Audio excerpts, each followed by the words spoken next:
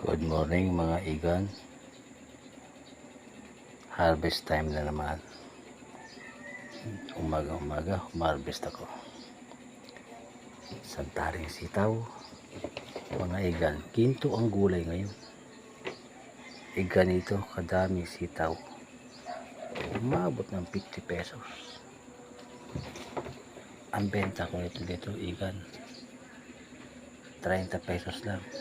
Sinlaki ng walis at tali. Oh, nakikita nyo ba? Yan. At mahaba pa yan igan. 30 pesos lang ang benta ko yan igan. Ang pechay naman halos 1 kilo, 30 pesos din ang benta ko mga igan. Ayaw ko kasi magmahal, kasi mahal na ang bigas.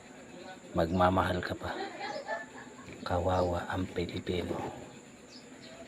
Ito igan, mustasa, 30 pesos din yan igan. Ang lalaki. Ito mga igan, talbos, 1 taling gakamo ang laki, 10 piso lang. Wala pang bumibili mga igan. Ganyan kahirap ang buhay dito sa bukid.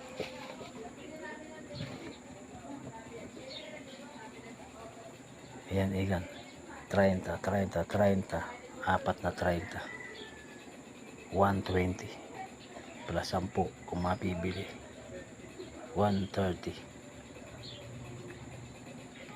igan. 2 kilong bigas lang ang kayang bilhin. Ganyan kahirap ang buhay ng magsasaka na walang sariling lupang sinasaka. Pangkaraniwan dito yan sa Pilipino. Sa ibang bansa man nangyayari yan.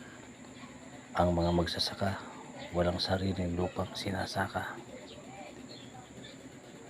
Paano mababago ang sitwasyon mga igan kung ang lahat ng lupain sa Pilipinas, pag may-ari na ng mayayamang politiko, kung hindi politiko, mga dayuhan?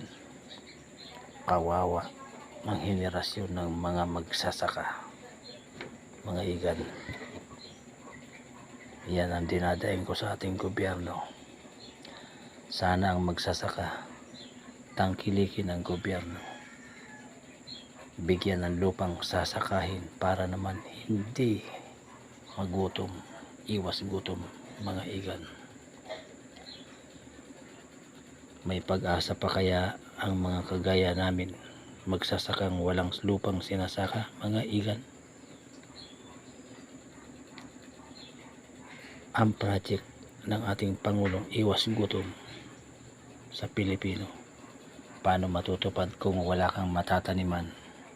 Gaya ko, basurahan lang ang aking tinaniman, nilinis ko. Hindi ko pa nga alam kung matutuwa ang may-ari nito pag ito'y nalaman na aking tinataniman na. Malamang sa malamang mga igan, pagdating ng may-ari, pagkapalayasin ako, wala akong matataniman. Paano na ang buhay? Senior citizen na ako mga igan. Dito na lang ako nabubuhay, wala nang trabahong tatanggap sa akin. Paano mga igan? Sana ngayong Paskong darating, meron man lang mabuting puso ang mag-donate para maging masaya ang Pasko naming mag-asawa. Sige mga igan, maraming salamat sa panonood. Tapusin naman nyo ang panonood ng aking video. Pamaya-maya pagdating ng aking asawa, ipabebenta ko to para makabili ng bigas. Maraming salamat kung merong mag-donate. Ang problema, wala akong GCash. Kung po pwede, ipalawa na lang nyo. Ilalagay ko ang aking number at pangalan. Baka sakali may mag-donate sa Palawan. Maraming salamat mga igan.